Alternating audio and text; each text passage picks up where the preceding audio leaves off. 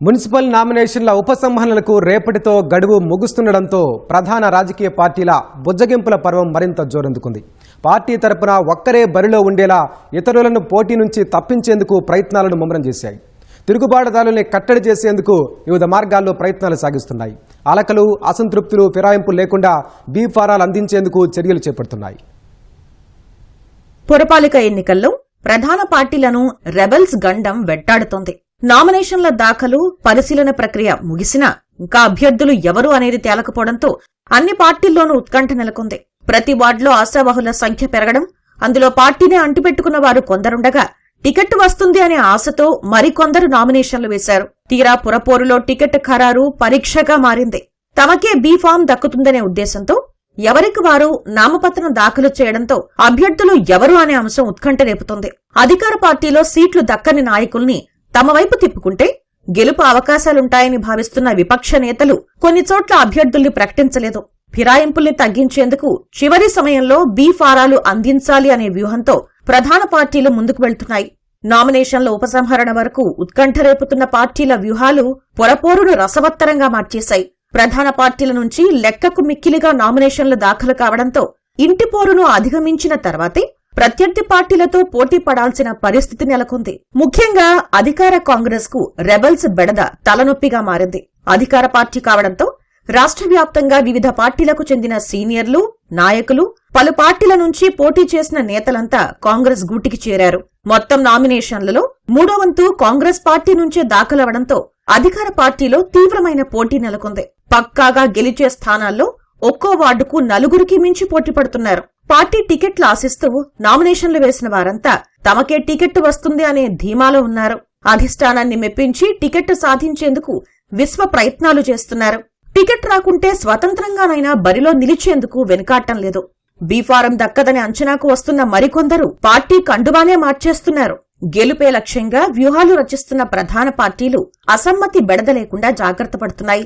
పోటీగా నామినేషన్లు వేసిన వారు తప్పుకునేలా బుజ్జగిస్తున్నాయి. అధికార పార్టీ నుంచి పోటీగా నిలిచిన వారిని తప్పించేందుకు ఎమ్మెల్యేలు సహా మంత్రులు తీవ్రంగా శ్రమిస్తున్నారు.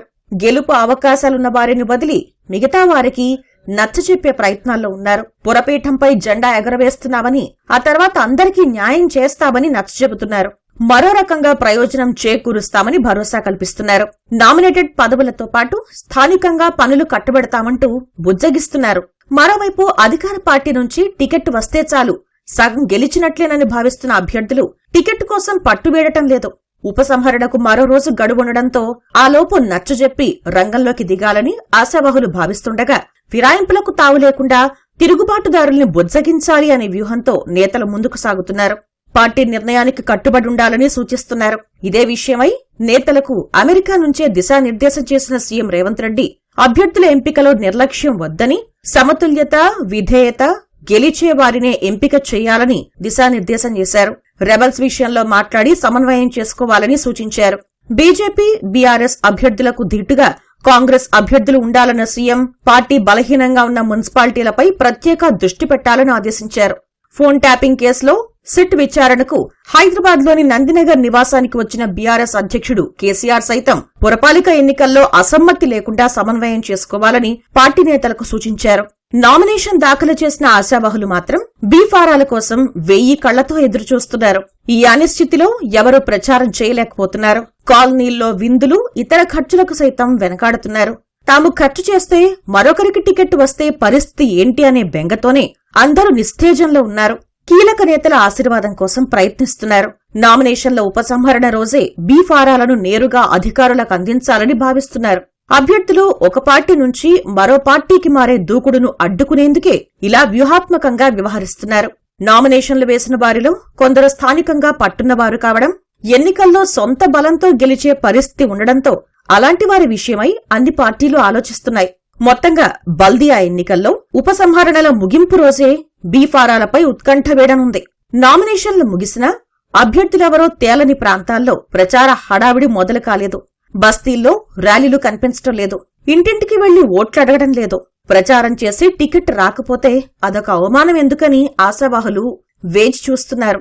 వివాదాలు లేని చోట, పూర్తి స్పష్టత ఉన్న చోట మాత్రమే ప్రచారం జోరందుకుంది. స్వతంత్ర అభ్యర్థులుగా బరిలోకి దిగిన వారు నిశ్చింతగా తమ తమ డివిజన్లు వార్డుల్లో ప్రచారం చేసుకుంటున్నారు.